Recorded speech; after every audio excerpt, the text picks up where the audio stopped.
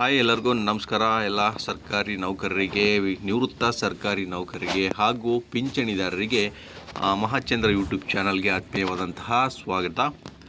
ಸ್ನೇಹಿತರೆ, ನಿಮಗೆಲ್ಲ ಗೊತ್ತಿರುವ ಹಾಗೆ ಸದ್ಯದಲ್ಲೇ NPS ಕ್ಯಾನ್ಸಲ್ ಆಗಿ OPS ಜಾರಿ ಆಗುತ್ತೆ ಅನ್ನುವಂತಹ ಮುನ್ಸೂಚನೆಗಳು ಕಾಣ್ತಾ ಇದೆ. NPS ಕ್ಯಾನ್ಸಲ್ ಆಗಿ OPS ಜಾರಿ ಆಗಬೇಕು ಅಂತಂದರೆ ಕೇವಲ ರಾಜ್ಯ ಸರ್ಕಾರಿ ನೌಕರರ ಸಂಘ ಮಾತ್ರ ಸರ್ಕಾರದ ಮೇಲೆ ಒತ್ತಾಯವನ್ನು ಹಾಕ್ತಾ ಇದ್ದರೆ ಅದು ಸಾಲೋದಿಲ್ಲ.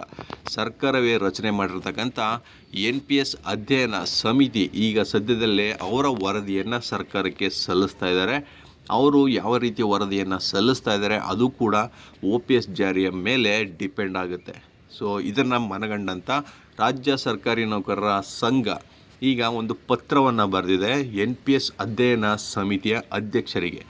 ಈ ಪತ್ರದಲ್ಲಿ ಏನಪ್ಪ ಇದೆ ಅಂತಂದರೆ, NPS ಕ್ಯಾನ್ಸಲ್ ಮಾಡಿ OPSನ್ನು ಜಾರಿ ಮಾಡೋದಕ್ಕೆ ಯಾವ ಅಂಶಗಳು ಬಹಳ ಮುಖ್ಯವಾಗಿದೆ ಅಂತ ಈ ಪತ್ರದಲ್ಲಿ ಕೂಲಂಕುಷವಾಗಿ ತಿಳಿಸಲಾಗಿದೆ. ಸ್ನೇಹಿತರೆ, ಈ ಬಗ್ಗೆ ನಾನು ಈ ವಿಡಿಯೋನಲ್ಲಿ ಮಾಹಿತಿನ ಹಂಚ್ಕೋತಾ ಇದ್ದೀನಿ. ವಿಡಿಯೋನ ಸ್ಕಿಪ್ ಮಾಡದೆ ಪೂರ್ತಿಯಾಗಿ ನೋಡಿ. ಹಾಗೆ ನಮ್ಮ ಚಾನಲ್ನ ಇದೇ ಫಸ್ಟ್ ಟೈಮ್ ಯಾರು ನೋಡ್ತಾ ಇದ್ದೀರಾ ದಯವಿಟ್ಟು ಸಬ್ಸ್ಕ್ರೈಬ್ ಮಾಡ್ಕೊಳ್ಳಿ. ಸರ್ಕಾರಿ ನೌಕರರಿಗೆ ಸಂಬಂಧಪಟ್ಟಂತಹ ಅಥವಾ ಪಿಂಚಣಿದಾರರಿಗೆ ಸಂಬಂಧಪಟ್ಟಂತಹ ಬಹಳ ಅಧಿಕೃತ ಮಾಹಿತಿಗಳು ನಮ್ಮ ಚಾನಲ್ನಲ್ಲಿ ಸಿಗುತ್ತೆ. ಸ್ನೇಹಿತರೆ, ಬನ್ನಿ ನೋಡೋಣ. ಹಾಗಾದರೆ ನೌಕರರ ಸಂಘದಿಂದ ಈಗ ಒಂದು ಪತ್ರವನ್ನು ಬರೆಯಲಾಗಿದೆ. ನೋಡಿ, ದಿನಾಂಕವನ್ನು ನೀವು ಗಮನಿಸಬೇಕು. 22/12/2025 ಅಂದರೆ ನಿನ್ನೆ ಈ ಪತ್ರವನ್ನು ಅಧ್ಯಕ್ಷರಿಗೆ ಬರೆದಿರ್ತಕ್ಕಂಥದ್ದು. ಅಧ್ಯಕ್ಷರು NPS ಅಧ್ಯಯನ ಸಮಿತಿ ಹಾಗೂ ಸರ್ಕಾರದ ಅಪರ ಮುಖ್ಯ ಕಾರ್ಯದರ್ಶಿ ಅವರಿಗೆ ಈ ಪತ್ರವನ್ನು ಬರೆದಿರ್ತಕ್ಕಂಥದ್ದು. ಬನ್ನಿ ನೋಡಿ, ವಿಷಯದಲ್ಲಿ ಗಮನಿಸೋದಾದರೆ ದಿನಾಂಕ 22/12/2025 ಸರ್ಕಾರದ NPS ಅಧ್ಯಯನ ಸಮಿತಿ ಸಭೆಗೆ ಕರ್ನಾಟಕ ರಾಜ್ಯ ಸರ್ಕಾರಿ ನೌಕರರ ಸಂಘದಿಂದ ಈ ಮುಂದಿನ ಮಾಹಿತಿಗಳನ್ನು NPS ರದ್ದುಗೊಳಿಸಿ OPS ಜಾರಿಗೊಳಿಸಲು ಸಲ್ಲಿಸಲಾಗಿದೆ.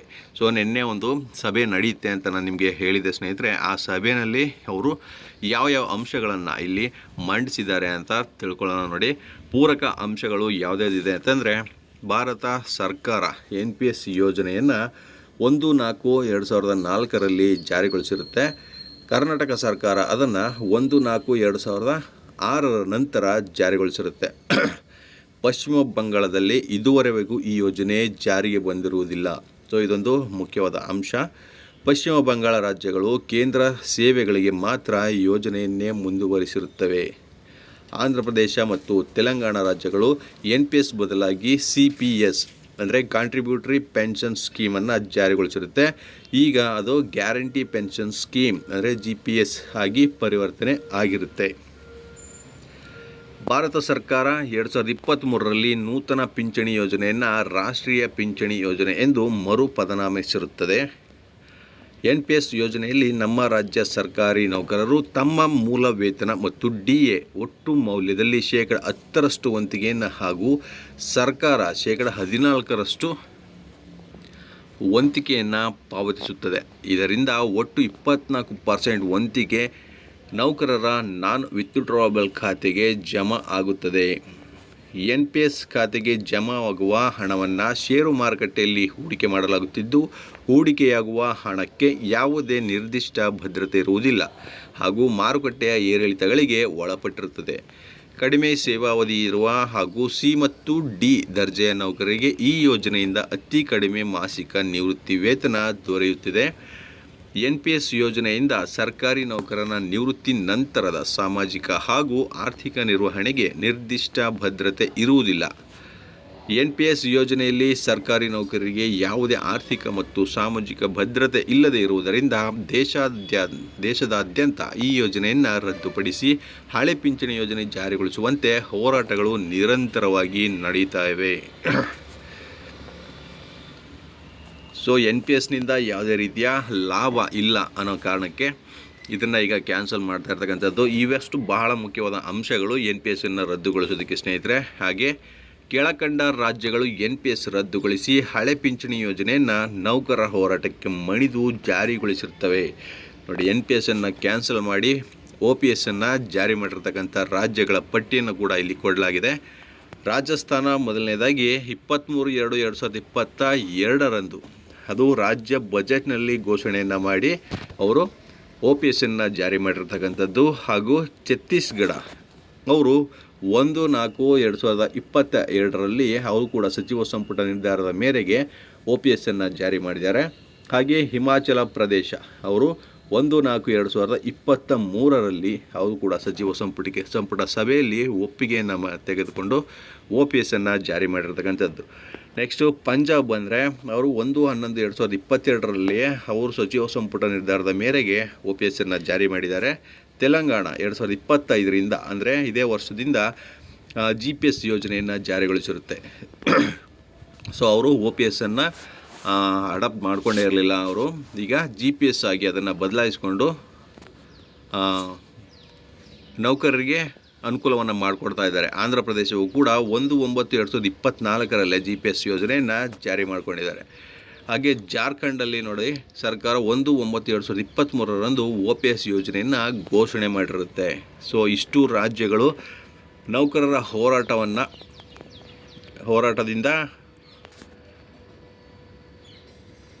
ಮುಂದೆ ಆಗ್ತಕ್ಕಂಥ ತೊಂದರೆಯನ್ನು ಮನಗಂಡು ಈಗ NPSನ್ನು ಕ್ಯಾನ್ಸಲ್ ಮಾಡಿ OPSನ್ನು ಘೋಷಣೆ ಮಾಡಿಕೊಂಡಿರ್ತಕ್ಕಂಥ ರಾಜ್ಯಗಳು. ಈ ರಾಜ್ಯಗಳಿಗೆ ಈಗ NPS ಸಮಿತಿ ಭೇಟಿಯನ್ನು ನೀಡಿ ವರದಿಯನ್ನು ಸಿದ್ಧಪಡಿಸಿರ್ತಕ್ಕಂಥದ್ದು. ಹಾಗೆ ಮತ್ತೊಂದು ಅಂಶವನ್ನು ಇಲ್ಲಿ ಸೇರಿಸಲಾಗಿದೆ ನೋಡಿ. ಭಾರತ ಸರ್ಕಾರ 1/4/2025 UPS ಯೋಜನೆಯನ್ನು ಜಾರಿಗೊಳಿಸಿದ್ದು, ಕೇಂದ್ರ ಸರ್ಕಾರಿ ಸೇವೆಯ ಸರ್ಕಾರಿ ನೌಕರರು UPS ಅಥವಾ NPS ಯೋಜನೆಯನ್ನು ಆಯ್ಕೆ ಮಾಡಿಕೊಂಡು ಮುಂದುವರಿಯಲು ಅವಕಾಶವನ್ನು ಕಲ್ಪಿಸಲಾಗಿರುತ್ತೆ. ಸೊ ಇಲ್ಲಿ ಕೆಳಗಡೆ ಒಂದು ಬಹಳ ಮುಖ್ಯವಾದ ಅಂಶವನ್ನು ಇಲ್ಲಿ ನೀಡಿದ್ದಾರೆ ನೋಡಿ. NPS ಯೋಜನೆಯ ವಂತಿಗೆಯ ಒಟ್ಟು ಅಂದಾಜು ವಿವರಗಳು. ಸೊ NPSನಿಂದ ಒಟ್ಟು ಸರ್ಕಾರಿ ನೌಕರರಿಂದ ಎಷ್ಟು ವಂತಿಗೆ ಕಟ್ಟಾಗ್ತಾ ಇದೆ, ಟೋಟಲ್ ಅಮೌಂಟು ಕೋಟಿಗಳಲ್ಲಿ ಇಲ್ಲಿ ಲೆಕ್ಕವನ್ನು ನೀಡಲಾಗಿದೆ ನೋಡಿ ಸ್ನೇಹಿತರೆ. ಮೊದಲಿಗೆ ಗ್ರೂಪ್ ಎ ಅಲ್ಲಿ ಒಟ್ಟು ನೌಕರರು ಇರ್ತಕ್ಕಂಥದ್ದು 14,663 ನೌಕರರು ಗ್ರೂಪ್ ಎನಲ್ಲಿ ಇರ್ತಕ್ಕಂಥದ್ದು. ಅವರ ಕನಿಷ್ಠ ಮೂಲ ವೇತನ ಮತ್ತು ಡಿ ಎ ಎಷ್ಟು ಕಟ್ಟಾಗ್ತದೆ ಅಂದರೆ 14.25% ಅಷ್ಟು NPSಗೆ ಕಟ್ಟಾಗ್ತಾ ಇರ್ತಕ್ಕಂಥದ್ದು. ಕನಿಷ್ಠ ವೇತನ ನೋಡಿ 83,700 ಪ್ಲಸ್ ಅವರ DA 14.25% ಅಂದರೆ 11,927 ರೂಪಾಯಿ ಆಗುತ್ತೆ. ಒಟ್ಟು ಗ್ರೂಪ್ ಎ ಅವರಿಂದ ಕಟ್ಟಾಗ್ತಾ ಇರ್ತಕ್ಕಂಥದ್ದು ನೋಡಿ ಕನಿಷ್ಠ ಮೂಲ ವೇತನ ಪ್ಲಸ್ DA 14.25% ಒಟ್ಟು ಸೇರಿದ್ರೆ ಸ್ನೇಹಿತರೆ 95,627.25 ಇಷ್ಟು ಅಮೌಂಟ್ ಆಗಿರುತ್ತೆ. ಅದರಲ್ಲಿ ಅವರಿಗೆ ವಂತಿಗೆಯನ್ನು ಕಟ್ ಮಾಡ್ತಾ ಇರ್ತಕ್ಕಂಥದ್ದು 140.21. ಸೊ ಇಷ್ಟು ಒಟ್ಟು 140 ಕೋಟಿ ಗ್ರೂಪ್ ಎ ಅವರಿಂದನೇ ಕಟ್ಟಾಗ್ತಾ ಇರ್ತಕ್ಕಂಥದ್ದು ಸ್ನೇಹಿತರೆ. ಸರ್ಕಾರದ ವಂತಿಗೆ 14% ಅವರು ಸೇರಿಸ್ತಾ ಇರ್ತಕ್ಕಂಥದ್ದು, ಅದು 196.30 ಕೋಟಿಗಳಾಗಿರುತ್ತೆ. ಅದು ಬರೀ ಗ್ರೂಪ್ ಎ ನೌಕರರಿಗೆ ಸ್ನೇಹಿತರೆ. ಹಾಗೆ ಗ್ರೂಪ್ ಬಿ ನೌಕರರಿಗೆ ಟೋಟಲ್ಲು 19,458 ನೌಕರರು ಇರ್ತಕ್ಕಂಥದ್ದು. ಅವರಿಗೆ 69,250 ಪ್ಲಸ್ 9,868. ಸೊ ಇದು ಕನಿಷ್ಠ ಮೂಲ ವೇತನ ಮತ್ತು ಅವರ DA ಆಗಿರುತ್ತೆ. ಒಟ್ಟು 79,118 ಅವರ ಎಲ್ಲ ವೇತನ ಆಗಿರ್ತಕ್ಕಂಥದ್ದು. ಅದರಲ್ಲಿ ಅವರ ವಂತಿಗೆ ಕಟ್ಟಾಯ್ತಾ ಇರ್ತಕ್ಕಂಥದ್ದು 153.94 ಕೋಟಿಗಳು. ಅದರಲ್ಲಿ ಸರ್ಕಾರ 14% ಸೇರಿಸಿದ್ರೆ 215.252 ಕೋಟಿ ಇಷ್ಟ ಆಗುತ್ತೆ.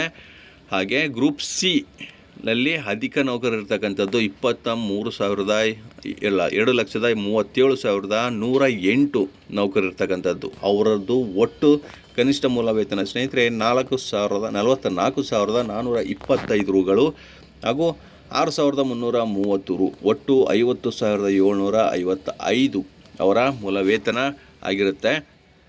ಹಾಗೂ 1,203.45 ಕೋಟಿಗಳಷ್ಟು ಅವರ NPSಗೆ ಕಟ್ಟಾಗ್ತಾ ಇರತಕ್ಕಂಥ ವಂತಿಗೆ ಸ್ನೇಹಿತರೆ. ಹಾಗೂ ಸರ್ಕಾರ ನೀಡ್ತಾ ಇರ್ತಕ್ಕಂಥದ್ದು 14% 1,684.83 ಕೋಟಿಗಳಷ್ಟು. ಹಾಗೂ ಅದೇ ರೀತಿ ಗ್ರೂಪ್ ಡಿ ನೌಕರರಿಗೆ ನೋಡಿ 22,555 ನೌಕರರು ಇರ್ತಕ್ಕಂಥದ್ದು. ಅವರ ಕನಿಷ್ಠ ಮೂಲ ವೇತನ ನೋಡಿ 27,000 ಹಾಗೂ DA ಬಂದು 3,847, ಒಟ್ಟು 30,847 ರೂಪಾಯಿ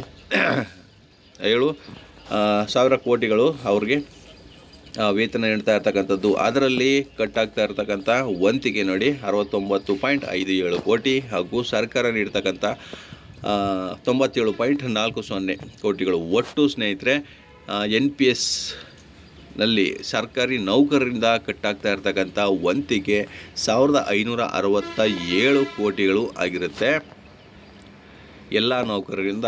ಹಾಗೂ ಸರ್ಕಾರ ನೀಡ್ತಾ ಇರ್ತಕ್ಕಂಥ 14% ವಂತಿಗೆಯಲ್ಲಿ 2194.08 ಕೋಟಿಗಳಷ್ಟು ಈಗ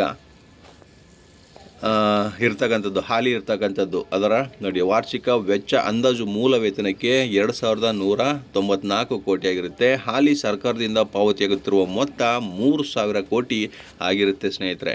ಸೊ NPSನಿಂದ ಇಷ್ಟು ಅಮೌಂಟು ಪಾವತಿ ಆಗ್ತಾ ಇರ್ತಕ್ಕಂಥದ್ದು. ಸೊ ಇದರ ಜೊತೆಗೆ ನೋಡಿ, ರಾಜ್ಯದಲ್ಲಿ ಖಾಲಿ ಇರುವ ಹುದ್ದೆಗಳಿಂದ ಪ್ರಸ್ತುತ ಸರ್ಕಾರಕ್ಕೆ ಉಳಿತಾಯ ಆಗುತ್ತಿರುವ NPS ವಂತಿಗೆ ಮೊತ್ತ ಇದು ಕೂಡ ಕೋಟಿ ರೂಗಳಲ್ಲೇ ಮೆನ್ಷನ್ ಮಾಡಲಾಗಿದೆ.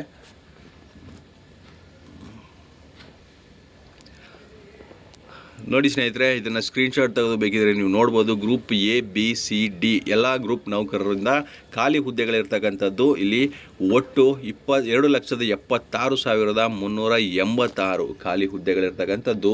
ಅವರ ಮೂಲ ವೇತನ ಪ್ಲಸ್ ತುಟ್ಟಿ ಭತ್ಯೆ 13,676 ಕೋಟಿಗಳು ಈಗ ಖಾಲಿ ಹುದ್ದೆಗಳಿಂದ ಸರ್ಕಾರಕ್ಕೆ ಉಳಿತಾಯ ಆಗ್ತಾ ಇರ್ತಕ್ಕಂಥದ್ದು. ಹಾಗೂ ಸರ್ಕಾರದ ವಂತಿಗೆ 14% ಕಟಾವಣೆ ಮಾಡ್ತಾ ಇದ್ರಲ್ಲ, ಅದು ಕೂಡ 1968 ಕೋಟಿಗಳಷ್ಟು ಉಳಿತಾಯ ಆಗಿರುತ್ತೆ ಸ್ನೇಹಿತರೆ. ಸೊ ಈ ಪಟ್ಟಿ ಕನಿಷ್ಠ ಮೂಲ ವೇತನ ಮತ್ತು 14.25% ತುಟ್ಟಿ ಭತ್ಯೆ ಆಧಾರದಲ್ಲಿ ಮಾಡಲಾಗಿದೆ. ಸೊ ಖಾಲಿ ಇರ್ತಕ್ಕಂಥ ಹುದ್ದೆಗಳಿಂದ ಸರ್ಕಾರಕ್ಕೆ ಉಳಿತಾಯ ಆಗ್ತಾ ಇರತಕ್ಕಂಥ ಮೊತ್ತ ಇಷ್ಟು ಆಗಿದೆ ಸ್ನೇಹಿತರೆ. ಹಾಗೆ ಅನುಬಂಧ 3 ಅದರಲ್ಲಿ ಗೋಶ್ವರಿ ಅನುಬಂಧ 1 ಮತ್ತು 2ರಂತೆ ಲೆಕ್ಕವನ್ನು ತಗೊಂಡ್ರೆ ಖಾಲಿ ಹುದ್ದೆಗಳು ನಾನು ಆಗಲೇ ಹೇಳಿದಾಗೆ 16,017. ಗ್ರೂಪ್ B, ಗ್ರೂಪ್ C ಮತ್ತು ಗ್ರೂಪ್ D ನೌಕರರು ಎಲ್ಲ ಸೇರಿಸಿ 2,76,386. ಸೊ ಖಾಲಿ ಹುದ್ದೆಗಳಿರ್ತಕ್ಕಂಥದ್ದು. ಹುದ್ದೆಗಳಿಂದ ಉಳಿತಾಯ ಆಗ್ತಾ ಇರ್ತಕ್ಕಂಥ ಮೊತ್ತ 1914.68 ಕೋಟಿಗಳು. ಹಾಗೆ ಕಾರ್ಯನಿರತ NPS ನೌಕರರ ಸಂಖ್ಯೆ ಈಗ ಇರ್ತಕ್ಕಂಥದ್ದು ಹಾಲಿ 2,93,784 ಮಂದಿ. ಸೊ ಹೀಗಾಗಿ ಕಾರ್ಯನಿರತ NPS ನೌಕರರ ಸರ್ಕಾರದ ವಂತಿಗೆ 14% ಕಟಾವಣೆ 3,000 ಕೋಟಿಗಳು. ನಾನು ಆವಾಗಲೇ ಹೇಳ್ದಂಗೆ ಇಷ್ಟನ್ನು ಕಟಾವು ಮಾಡ್ತಾ ಇರ್ತಕ್ಕಂಥದ್ದು ಸರ್ಕಾರದಿಂದ ನೀಡ್ತಾ ಇರ್ತಕ್ಕಂಥದ್ದು 3,000 ಕೋಟಿ. ಈ ಎಲ್ಲ ಅಂಕಿಅಂಶಗಳನ್ನು ಗಮನಿಸಿ ಸ್ನೇಹಿತರೆ, ಪ್ರಸ್ತುತ ಸರ್ಕಾರಕ್ಕೆ ಉಳಿತಾಯ ಆಗ್ತಾ ಇರ್ತಕ್ಕಂಥ ಮೊತ್ತದ ವಿವರವನ್ನು ಇಲ್ಲಿ ನೋಡೋದಾದರೆ, ಹಾಲಿ ಇರುವ ಖಾಲಿ ಹುದ್ದೆಗಳ ಕಾರಣದಿಂದ NPS ವಂತಿಗೆ ಉಳಿತಾಯದ ಮೊತ್ತ 1914.68 ಕೋಟಿಗಳು. ಹಾಗೂ ಹಾಲಿ ಸರ್ಕಾರ ಪ್ರತಿ ವರ್ಷ ಪಾವತಿ ಮಾಡುತ್ತಿರುವ NPS ವಂತಿಗೆ ಮೊತ್ತ ಇದು 2025ನೇ ವರ್ಷದ ಅಂದಾಜಿನಂತೆ ಸ್ನೇಹಿತರೆ 3,000 ಕೋಟಿ. 2010ರಿಂದ ಇಲ್ಲಿವರೆಗೆ 2024ರವರೆಗೆ NPS ವಂತಿಗೆ 25,000 ಕೋಟಿಗಳಷ್ಟು ಆಗಿರುತ್ತೆ ಸ್ನೇಹಿತರೆ. ಸೊ ಇದೆಲ್ಲ ಸರ್ಕಾರಿ ನೌಕರರ ದುಡ್ಡುಗಳಾಗಿದೆ. ಇದರ ಜೊತೆ ರಾಜ್ಯದಲ್ಲಿ ಹಾಲಿ ಖಾಲಿ ಇರುವ 2,76,386 ಹುದ್ದೆಗಳಿಂದ ಸರ್ಕಾರಕ್ಕೆ ಪ್ರತಿ ಮಾಸಿಕ ವೇತನ ಮತ್ತು ಭತ್ಯೆಗಳಿಗೆ ಅಂದಾಜು ರು 15,990 ಕೋಟಿ ಉಳಿತಾಯವಾಗಲಿದ್ದು, ವಾರ್ಷಿಕವಾಗಿ ಅಂದಾಜು ಮೊತ್ತ 1,87,080 ಕೋಟಿಗಳು ಸರ್ಕಾರಕ್ಕೆ ಉಳಿತಾಯ ಆಗ್ತಾ ಇದೆ. ಸಂಘದ ಹೋರಾಟದ ಮೇರೆಗೆ ಕರ್ನಾಟಕ ರಾಜ್ಯದಲ್ಲಿ ಹಳೆಯ ಪಿಂಚಣಿ ಯೋಜನೆಯನ್ನು ಮರುಸ್ಥಾಪಿಸುವ ಸಂಬಂಧ ದಿನಾಂಕ 11/12/2018, 1/3/2023 ಹಾಗೂ 16/8/2024ರಂದು ಸರ್ಕಾರ ವಿವಿಧ ಹಂತದಲ್ಲಿ ಸಮಿತಿಗಳನ್ನು ರಚಿಸಿ ಸರ್ಕಾರಕ್ಕೆ ವರದಿ ನೀಡಲು ನೇಮಿಸಲಾಗಿರುತ್ತದೆ. ಆದರೆ ಇದುವರೆಗೂ ಸಮಿತಿಗಳು ಸರ್ಕಾರಕ್ಕೆ ಯಾವುದೇ ವರದಿಗಳನ್ನು ಸಲ್ಲಿಸಿರುವುದಿಲ್ಲ. ಪ್ರಸ್ತುತ ಕಾರ್ಯನಿರ್ವಹಿಸುತ್ತಿರುವ NPS ನೌಕರರು ಗರಿಷ್ಠ 15ರಿಂದ 20 ವರ್ಷಗಳಲ್ಲಿ ಗರಿಷ್ಠ ಪ್ರಮಾಣದಲ್ಲಿ ವಯೋನಿವೃತ್ತಿ ಹೊಂದಲಿದ್ದಾರೆ. ಈ ಬಗ್ಗೆ ಭಾರತ ಸರ್ವೋಚ್ಚ ನ್ಯಾಯಾಲಯವು ನೀಡಿರುವ ತೀರ್ಪಿನಲ್ಲಿ ಪಿಂಚಣಿ ಎಂಬುದು ಮಾಲೀಕನ ಮರ್ಜಿಯಾಗಲಿ, ದಯಾಭಿಕ್ಷೆ ಅಥವಾ ದಾನವಾಗಲಿ ಅಲ್ಲ, ಬದಲಿಗೆ ಅದು ನೌಕರರು ತಮ್ಮ ತಾರುಣ್ಯದಲ್ಲಿ ನಿರಂತರವಾಗಿ ಸಲ್ಲಿಸಿದ ಸೇವೆಗೆ ತಾವೇ ಗಳಿಸಿದ ವೇತನವಾಗಿದೆ. ನಿವೃತ್ತ ನೌಕರರು ನೆಮ್ಮದಿ, ಸ್ವಾವಲಂಬನೆ ಮತ್ತು ಆತ್ಮಗೌರವದಿಂದ ಬಾಳಲು ನಿವೃತ್ತಿ ಪೂರ್ವ ಜೀವನದ ಮಟ್ಟದಲ್ಲಿ ಬದುಕು ಸಾಧ್ಯವಾಗುವಂತೆ ಪಿಂಚಣಿ ವೇತನ ಇರಬೇಕು ಎಂದು ಹೇಳಿದೆ. ಸಂಘದ ಕೋರಿಕೆಯಂತೆ NPS ಯೋಜನೆಯನ್ನು ರದ್ದುಪಡಿಸಿ ಹಳೆ ಪಿಂಚಣಿ ಯೋಜನೆಯನ್ನು ಜಾರಿಗೊಳಿಸಿದಲ್ಲಿ ಸರ್ಕಾರಕ್ಕೆ ಸಾವಿರಾರು ಕೋಟಿಗಳ ಹಣ ಉಳಿತಾಯವಾಗಲಿದೆ. ಈ ಹಣವನ್ನು ಸರ್ಕಾರ ಅಭಿವೃದ್ಧಿ ಮತ್ತು ಇನ್ನಿತರೆ ಕಾರ್ಯಗಳಿಗೆ ಬಳಸಲು ಉಪಯೋಗ ಆಗಲಿದೆ. ಸೊ ಇಷ್ಟು ಬಹಳ ಮುಖ್ಯವಾದಂಥ ಅಂಶಗಳನ್ನು ಸರ್ಕಾರಿ ನೌಕರರ ಸಂಘದಿಂದ ಈಗ NPS ಸಮಿತಿಯ ಅಧ್ಯಕ್ಷರಿಗೆ ನೀಡಿದ್ದಾರೆ. ಸ್ನೇಹಿತರೆ, ನಿನ್ನೆ ನಡೆದಿರ್ತಕ್ಕಂಥ ಸಭೆಯಲ್ಲಿ ಏನೇನು ಚರ್ಚೆ ಆಗಿತ್ತು ಅದರ ಅಪ್ಡೇಟ್ ಇನ್ನು ಬಂದಿಲ್ಲ ಸ್ನೇಹಿತರೆ. ಇವತ್ತು ಬರುತ್ತೆ, ನಾನು ಇಮ್ಮಿಡಿಯೇಟಾಗಿ ನಿಮಗೆ ತಿಳಿಸ್ಕೊಡ್ತೀನಿ ಅದು ಅಪ್ಡೇಟ್ ಏನಾಗಿದೆ ಅಂತ. ಸೊ ಅಲ್ಲಿ ತನಕ ಕಾಯ್ತಾ ಇರಿ ಸ್ನೇಹಿತರೆ. ಇದು ನೌಕರರ ಸಂಘ ನೀಡಿರ್ತಕ್ಕಂಥ ಇಷ್ಟು ಅಧಿಕೃತ ಮಾಹಿತಿ. ಮತ್ತಷ್ಟು ಮಾಹಿತಿ ಜೊತೆಗೆ ನಿಮ್ಮನ್ನು ಭೇಟಿ ಮಾಡ್ತೇನೆ. ನಮಸ್ಕಾರ.